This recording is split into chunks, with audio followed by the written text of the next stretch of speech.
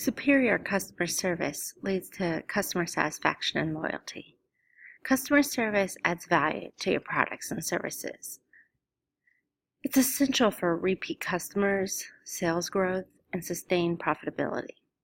So whether you're operating a farm machinery leasing business, or you're selling supplements for animals, feed, seed, or chemical, satisfied customers are going to determine your company's long-term viability. Let's check out how one business that is affiliated with John Deere values customer service. Do your homework, do your due diligence, keep an open mind. You're going to choose Aspen.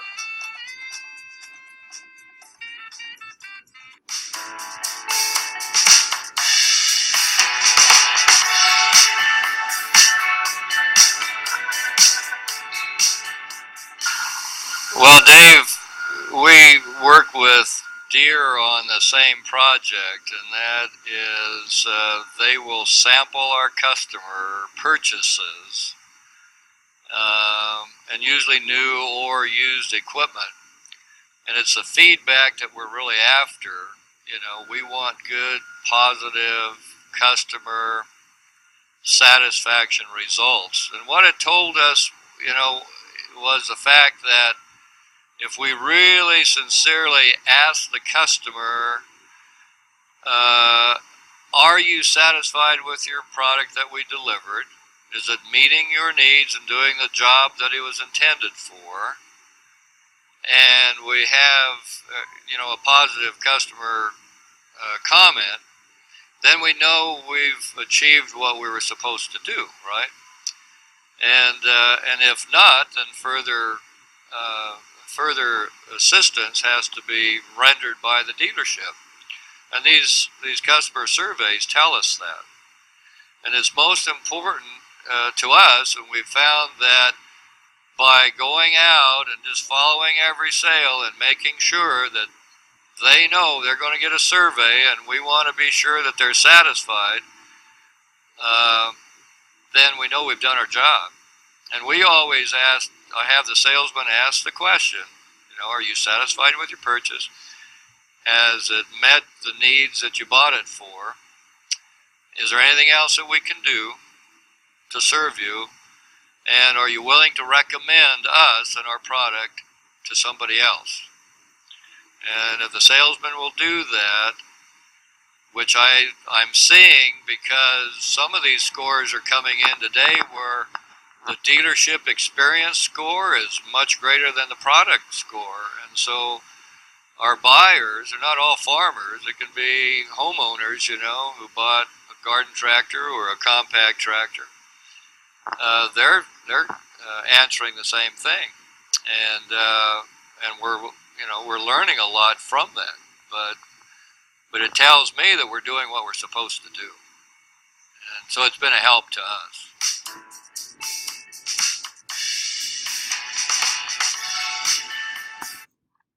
So there's one great example of how customer satisfaction surveys can help a farm equipment company make improvements and continue to meet customers' expectations with their service and products.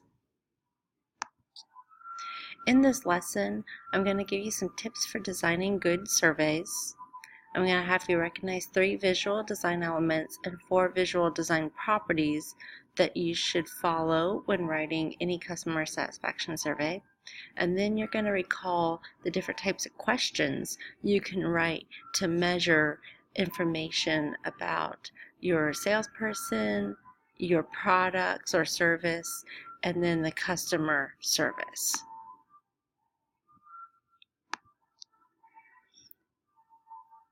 So good survey design motivates respondents to reply. And you need to have an appropriate sequence of questions to create that flow that encourages customers to answer questions. So your opening questions, the first few questions in the survey need to be really easy and interesting. in order to calm any participants' suspicions about the survey's integrity. This allows your participants to build up confidence in the survey objective, and in return, this may even stimulate their interest in overall participation in the survey. Your question flow. After you've established the first general topic, all related questions should come up before a second topic is raised. It's a really good idea to use multiple pages or sections in an online survey to house each different section of the survey. Here's how you can raise one topic on one page and then include the instructions and information for the second in a page description. I'm going to show that to you. And what I want you to also realize is that you may need to think about conditional or skip logic questions as a way to control the respondent's flow or route through their product. And that is applied to a question in the survey when you want to guide respondents to be excluded from them because those questions do not apply to them. Make sure you have that set up in an online survey that they can skip the survey question if it is not relevant to them, or you have offered a not applicable answer choice available for them to select. You need to think about the location of sensitive questions. Some suggest that sensitive questions should not be included at the beginning of a survey. However, there's no set rule on this. If you do include sensitive questions at the beginning of the survey, then you may run into respondents rejecting the survey and exiting early. They may not build up enough confidence in the survey's integrity quite so early. Questions like demographics, income, herd size, acreage, or personal information are usually best to introduce towards the end of the survey. This way, respondents are likely to have already developed confidence in the survey's objective.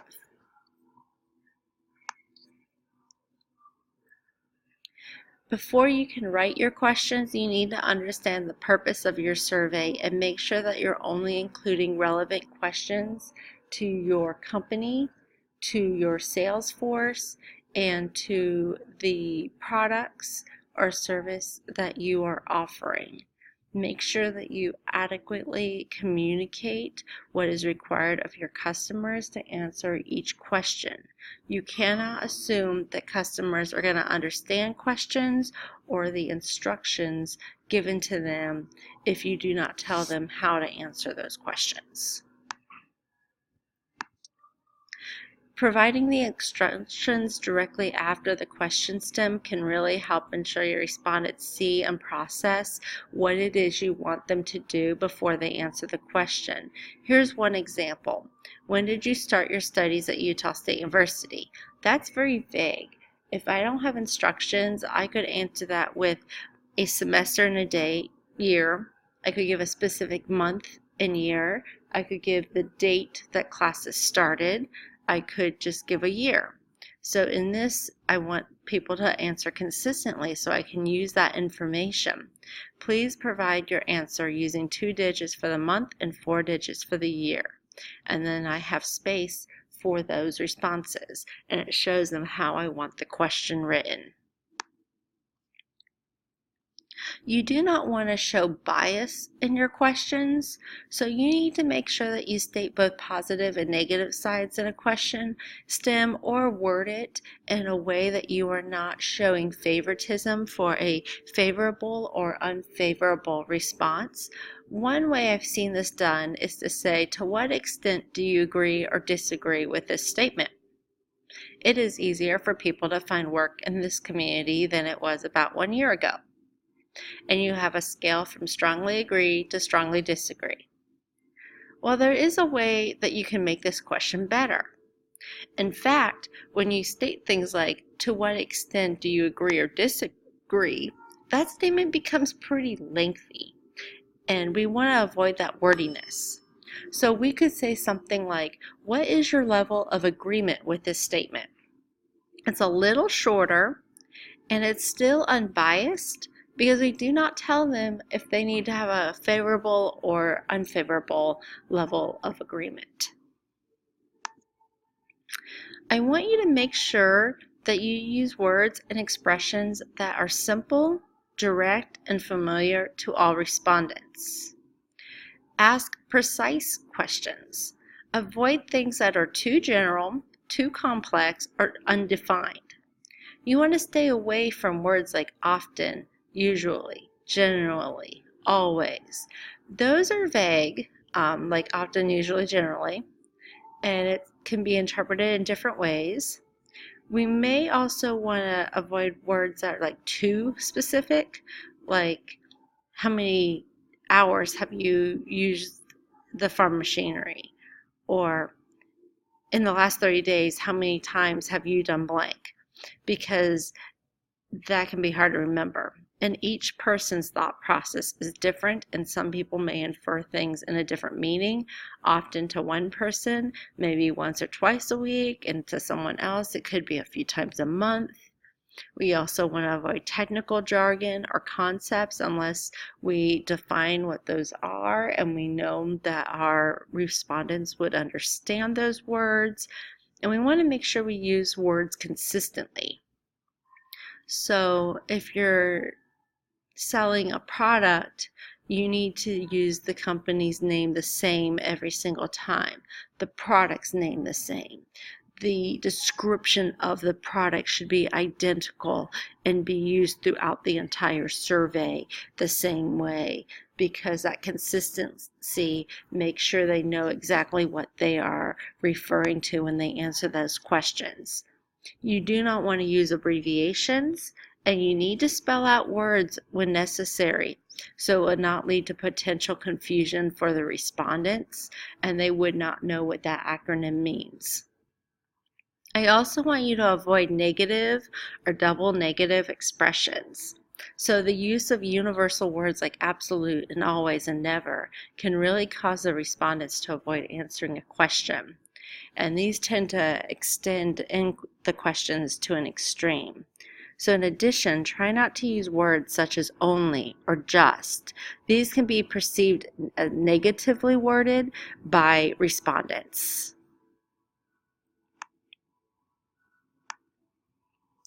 I also want you to avoid using double-barreled questions. Double-barreled questions split questions into more than one part, idea, or meaning. The answer choice for each part might have separate meanings to the ideas presented within the one question. These may lead the respondents to answer only one aspect of the question, ultimately leading him or her to fail in answering both aspects of the question. So survey questions should always be written in a way that only one thing is being measured. So in a simple question, it has two subjects. It's impossible to tell how the respondent is weighing the different elements included. For example, how do you describe your experience with agri-service and Massey Ferguson tractors? You're asking them to describe two things, the experience with agri-service and then the experience with Massey Ferguson tractors.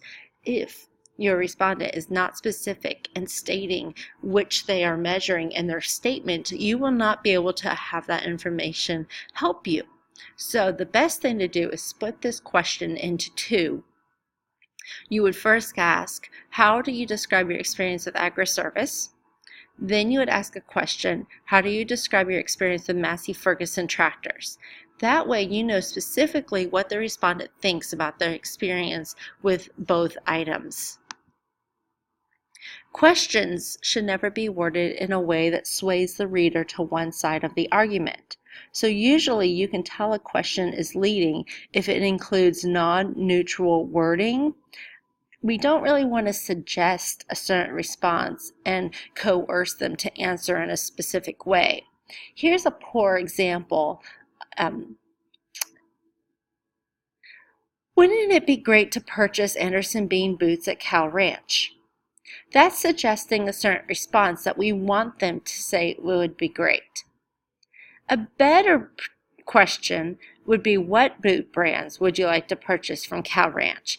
Then they can openly answer and say Anderson Boots, Ariat, Justin, and that gives them the choice to tell you, and you're not implanting an idea in their head as to what you want them to answer. You also need to ask reliable questions that can be understood, interpreted in the exact same way by all readers, which is why you have to be specific in what you're measuring and make sure you provide instructions. An example of a unreliable question is, where are you from? That could be answered in a number of ways. I could say the United States. I could say Utah. I could say Cache Valley. I could say Logan, Utah, or North Logan.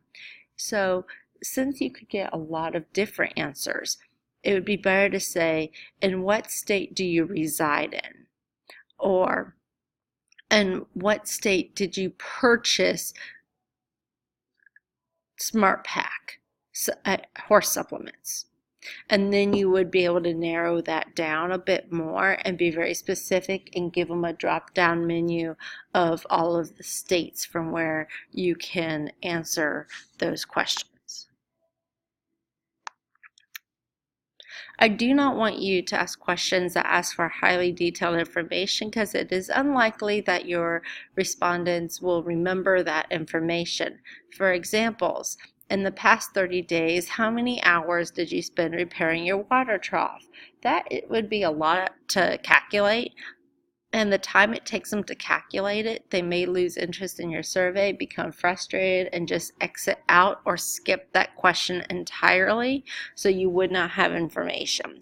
You might give them a drop-down choice and a number of hours, like 1 to 5, 6 to 10, 11 to 15, and that might be easier to let them gauge how many hours they have worked on it without having to calculate for themselves in their head that open-ended question.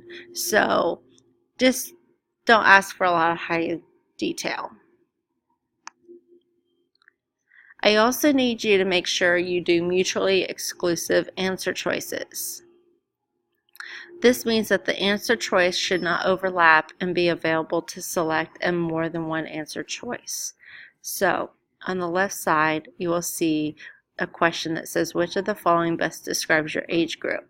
Well, this is not mutually exclusive, because if you look, 25, 35, 45, 55, and 65 are available to select in 2 different answer choices. That would not be good, because you need to have only one answer choice selected for this question. The best way to do it is to make sure that you give all the answers for the questions needed to cover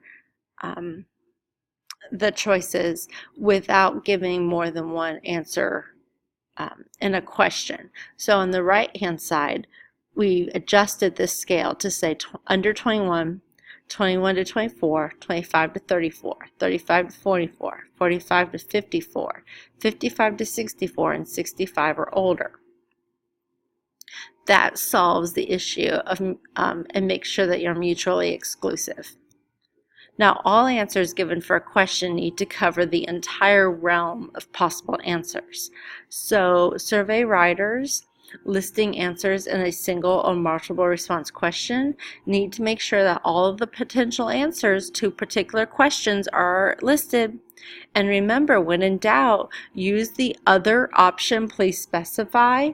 That way you give people the choice to write in an answer that you do not apply. But this will require you to do some brainstorming and do some research and make sure that you have answered those questions, that you're not missing anything that you should ask, and you're offering all of the possible answer choices needed. We've talked a little bit about flow and question types for what to avoid when writing questions. Now I want to talk a little bit about visual design and how certain visual elements will influence the consumers and your respondents. So we want to focus on 3 visual design elements: words, numbers, and graphics. Words are going to be your most powerful source of meaning that draws the customers in when answering questions. So choose your words carefully. Make sure you use words consistently and that you're concise and clear with the words you use. You should number your questions sequentially throughout the survey. And you should tell people at the beginning of the survey how many questions they need to answer. This lets them see their progress as they continue to take the survey and will kind of feel little bits of accomplishment as they get closer to the end. In terms of graphics, you need to think about ways to use text boxes to write in answers. Use square boxes for when you have check all the apply answer choices. Use circles for people to bubble in when they have only one answer choice. Then logos and images. At the top of your survey, the client's logo, such as John Deere, My Blue Boy, Massey Ferguson, Ellis Equipment,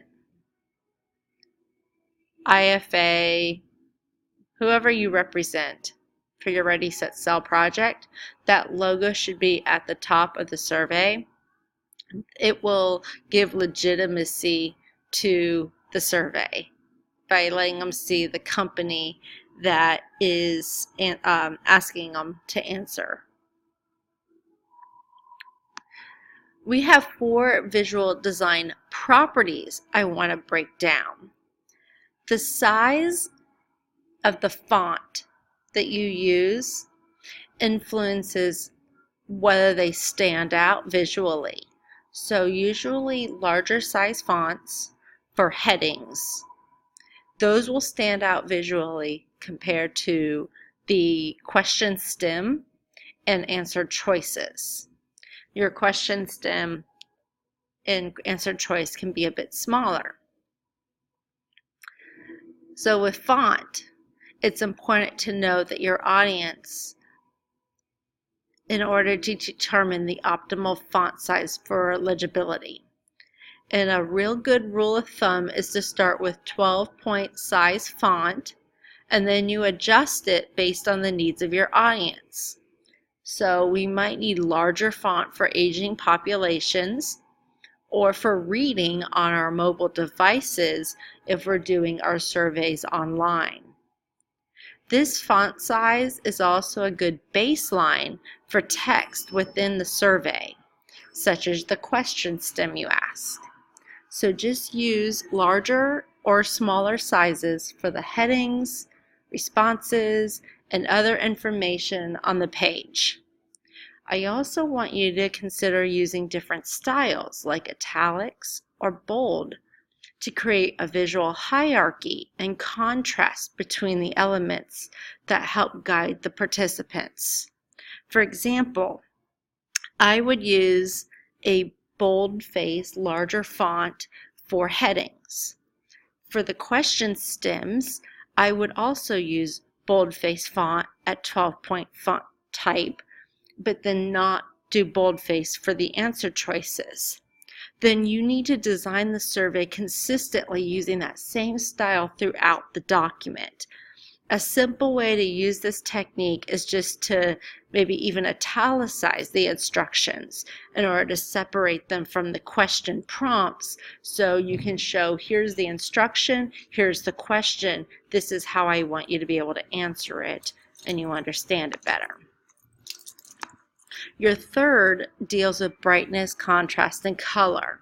Changes in shading and color can influence whether things stand out from the background. And so think about your color choices. You know, you're on a white computer screen, a white sheet of paper. You're probably not going to want to use red fonts, yellow fonts.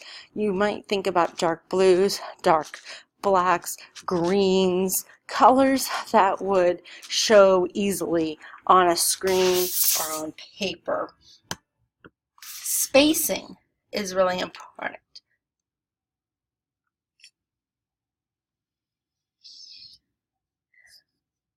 I want you to think about grouping similar questions together or in the same area of the survey. This really can help with creating subgroups of similar topics. I want the spacing and alignment also lets people see if something is related or unrelated in the survey. And we don't really want to have a lot of clutter. So you want to use white space between sections to let people see if something is new or separate. I also want you to ask only one question per line in a document so that you can easily read it, see what's being asked, and then answer those questions because you see the answer choices for it. Now, we've gone through visual design properties, but we have one more thing we have to think about, and that's the type of questions we can ask. Because depending on what you want to measure, you have to pick the right type of question for it.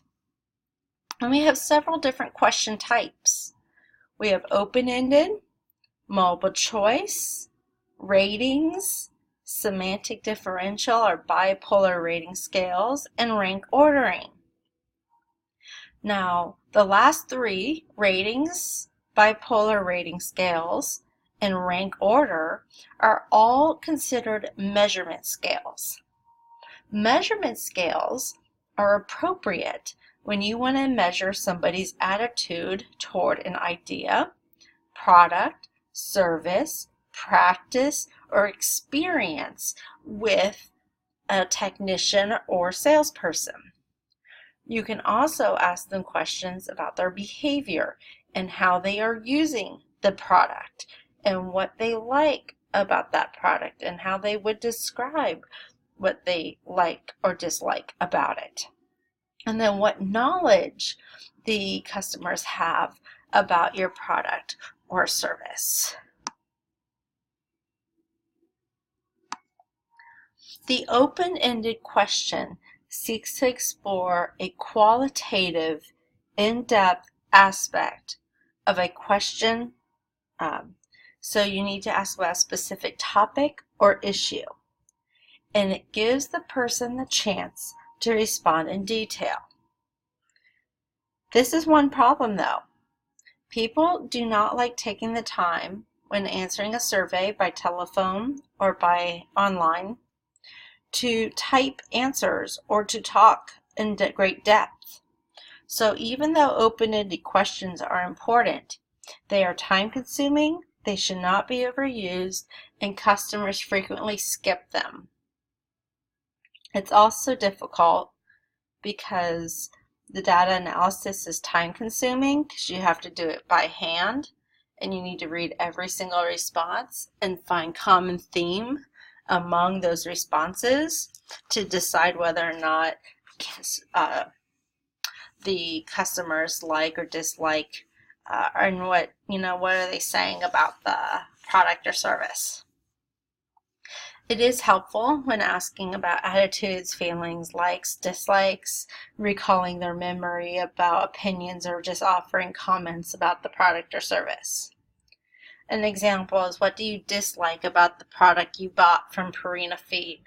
What is your favorite aspect of the product you bought from Purina Feed? If you don't like this as an open-ended question, you can actually turn it into a multiple choice question and give them answer choices, which is what we're going to talk about next. The multiple choice question consists of 3 or more exhaustive, mutually exclusive categories. So your multiple choice questions can ask for a single answer, which is a forced choice, or a multiple answer, which is a select all that apply. And you need to tell the person taking the survey, the respondent, what it is you want done. That's easy because we have a system in online surveys in which a forced choice is created with little circle bubbles, and select all that apply or multiple answers are done with square buttons. But when you design your survey and you do it by paper, people don't know that. So you need to tell them, select one answer, select all that apply. Here's one example of a multichotomous question with a forced answer choice for an online survey. How often do you typically use the product? And you can choose from do not use, once a year, 2 to 3 times, every 2 to 3 months, once a month, weekly, and daily. And from there, you should be able to get answers that are very consistent and mutually exclusive and exhaustive. Because if it doesn't apply to them, they can say, I do not use. A multichotomous question that has a select all that applied option is a little bit different. You would say something like, which of the following words would you use to describe our products? Select all that apply so that they know they can choose more than one answer. And you would say reliable, highly quality, poor quality, unreliable, ineffective, impractical, practical, unique, good value for money. And you come up with that list. Now you don't want it to be so long that it's overwhelming. That's where you got to do your research and make sure you know what you need to have answered and what's important for a company that you're representing. Now, a rating scale question requires a person to rate a product or brand along a well-defined, evenly spaced spectrum. So rating scales are often used to measure the direction and intensity of one's attitude or behavior. And so you write multiple statements that relate to the same topic to create what is called a construct, something that you're consistently measuring, like maybe the experience with the customer sales force. And you can have your answer choices go from negative to positive in that situation. So here's one example of a rating scale. Overall, how satisfied or dissatisfied are you with our company? And you have a rating scale that's variable, going from very dissatisfied to very satisfied. You would also see rating scales for a level of agreement, from strongly disagree to strongly agree, or very likely to very unlikely, or maybe thinking about measuring level of satisfaction in a different way, without the neither dissatisfied or satisfied. Some people feel like you know whether you like or dislike the product or service in the company, and that you shouldn't give them a way out just by making them get a neutral response. So you avoid that answer option.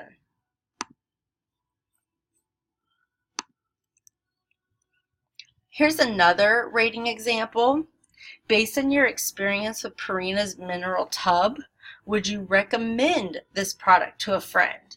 Because many a times if you're willing to recommend a product, you have a favorable attitude toward that product. And the rating scale goes from definitely will not to definitely will.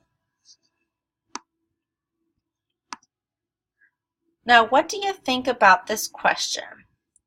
I want to talk about what was done well, what might need to be corrected.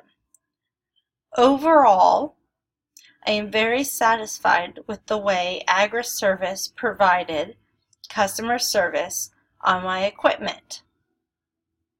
And you go from strongly agree to strongly disagree.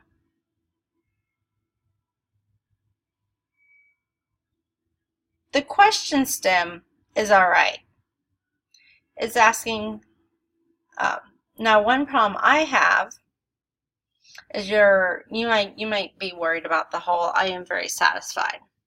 So what you can do is eliminate that part and say, what's your level of agreement with this statement? Or what is my level of agreement with the way AgriService has provided customer service on my equipment? And then you go from strongly agree to strongly disagree. And you should reverse the order of those answer choices. It should go from strongly disagree to strongly agree. You want to start with the negative on the top and go to positive at the bottom. Or in an online survey, you'll see the negative on the left going to the positive on the right. And it's just a way that we measure any kind of rating. The negative bad part to the left or to the top, down, and then going to the right. Here's another question. How did your product, blank, perform? And you have miserably, somewhat satisfactory, very satisfactory, and delightfully. This is a terrible answer choice. You have one answer that's negative, miserably. You have three somewhat satisfactory items. You have somewhat satisfactory, very satisfactory, delightful. That is not balanced. That is very much showing a bias toward a positive, satisfactory answer. So when you pick answer stems or answer choices here in a rating scale, it needs to be balanced. And you need to have the same number of negative options as you do positive options. Now, overall, asking about the quality, the value, the experience, the installation, the user experience, those are good things you want to know about with your product. I would just encourage this company to change this rating scale so it's more balanced. Now, the semantic differential scale asks a person to rate a product, brand, or company based on a 7-point rating scale. And it always has two bipolar adjectives at each end. So bipolar adjectives are opposites, like good and bad, or happy and sad. So notice that unlike the rating scale, the semantic differential scale doesn't give you a neutral or middle section. You get two answer choices, and you measure it on a 7-point scale. So some options you could use for adjectives are good, bad, right, wrong, dull, exciting, interested, uninterested, complicated, easy, fun, boring. So you can ask attitude questions on how they perceive the company or the product: reliable, unreliable, affordable, unaffordable, complicated or complex, easy to use, good, bad.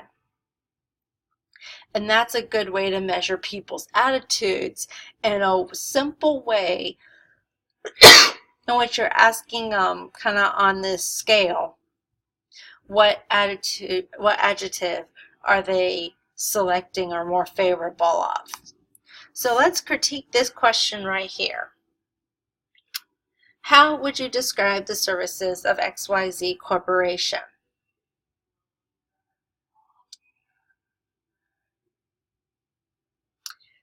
One thing I hope you noticed is it's not showing a 7-point opening here. There should be 7 spaces in between each word. I also want you to notice that they're putting all the positive words on this side and then all the negative things on this side. That could be a problem because then they just get into a habit of marking straight down one line the answers without really caring to read them. So survey researchers that do this for a living will tell you you need to alternate between positive and negative responses. So you'd have efficient, inefficient, slow, fast, reliable, unreliable. And by making those switches from positive, negative, positive, negative, positive, negative, you're forcing them to answer the question. It does make it trickier for getting the answers because of the analysis and having to flip the negatively worded items on the left-hand side. You have to look at flipping answer choices. So efficient obviously can't be a 1, and inefficient can't be a 7. You have to flip those entirely. And it's a complex process. It's why this question is typically asked online, because you can set it up to do that for you and letting them know how to analyze the data before the survey goes out. Now, rank order questions allow a certain set of brands or products to be ranked based on very specific attributes or characteristics. Here, you say, please rank the following words in order of your preference and characteristics you look for in a product. Put a 1 next to the characteristic you value the most, and 5 next to the characteristic you value least, and so on. So the idea is we will know what they value the most by these answer choices: reliable, good value for money, high quality, unique, or easy to use. And it lets them rank them in 1 to 5 with the hope that they do not skip any items. So let's take a look at an example of a rank order. Please rank us on the following attributes: customer service, professionalism, quality of products, sales staff, and price. You might think this is a good question. It's not. You didn't bother giving instructions for the ranking. What does a 1 mean versus a 5? Is 5 supposed to be the worst? Or do you want 5 to be the first? You need to give instructions. So I would expect to see after, please rank us on the following attributes, to then have instructions letting them know that the 1 is the characteristic you value the most, and 5 is the characteristic you value least. Now, this concludes the types of questions you can ask in your customer satisfaction surveys. I've thrown a lot of information at you, so I encourage you to revisit sections that are confusing, check out the Canvas page for examples, and then read a little bit more in your book about good customer satisfaction questions. And then come to class prepared to ask any follow-up questions you have when we resume classes. If you have any questions or comments, please email me through Canvas inbox. Thanks.